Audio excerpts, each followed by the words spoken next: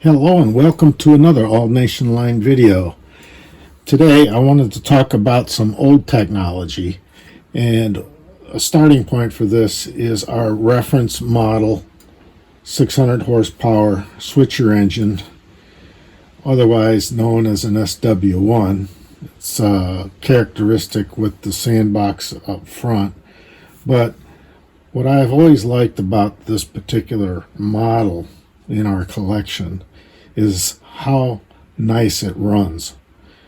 And it has a standard open frame permanent magnet motor, and even with one of my worst power supplies, the engine starts and stops with a degree of control that is unlike my other equipment. And so I think one of the contributing factors for the reason why this performs the way it does goes back to some old technology that's inside this engine.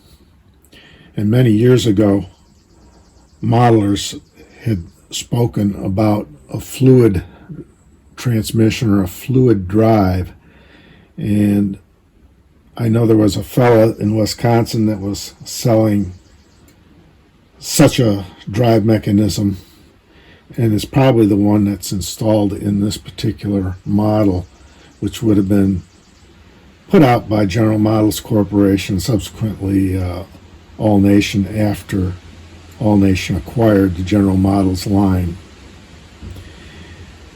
And in the 1950 issue of Model Railroader, it was also written an article on how to build your own fluid drive. And what that really is if we turn this upside down, you'll see the open frame motor, which is standard for this engine in its mounting, but right on the end of the drive shaft you'll see this cylinder, black cylinder with some of the paint going.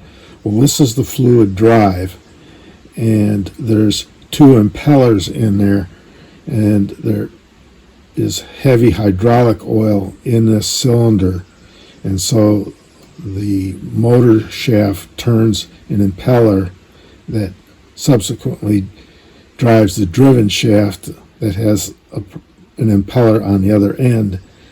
And I think this is what makes this particular model operate so smoothly. There's very little wear on this. I don't think it's been run very much at all over the years.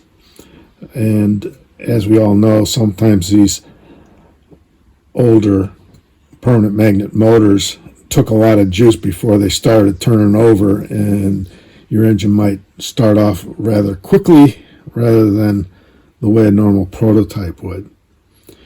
So to satisfy my own curiosity, I decided to build one of these, and I have a completed version constructed. I'll show you the parts, and my intention is to install it in a couple of engines and test the heck out of it and see if there really is a good reason to install these in an older locomotive like this.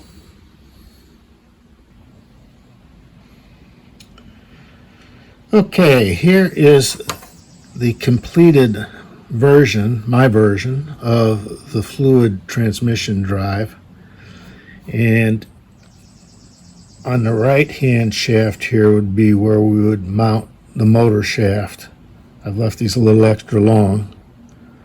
And the left hand shaft coming out of the fluid drive would connect to our tower drive or transmission, or the driven shaft. So if I just turn it like this as the motor would, it appears the whole thing turns.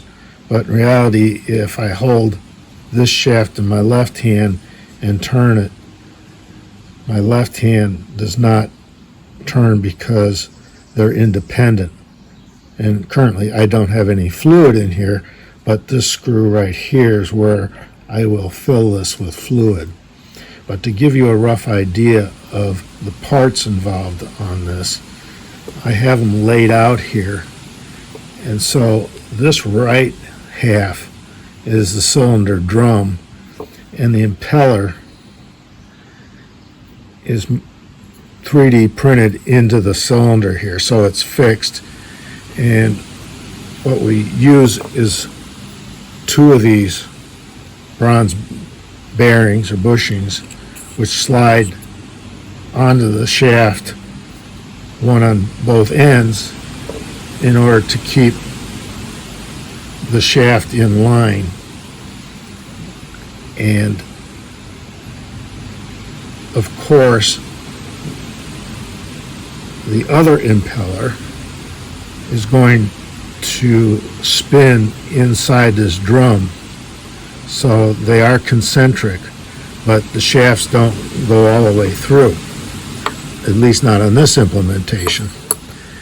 And the way we fix these bearings is with these bearing covers, and they would just simply slip over like that with a couple of 440 screws on this end, and we would take the cover for the opposite end, put it with its bearing, and mount it with some 090 screws. Now I may use some Loctite fix and seal glue to get good seal on this, and so that there won't be any leaks. But this is basically what I plan on testing in some of my engines, just to see how it performs compared to what's in our reference model. Hopefully this works out to my expectations, but I thought you'd find it interesting to have a look at some old technology which is probably replicated in today's electronics for train control.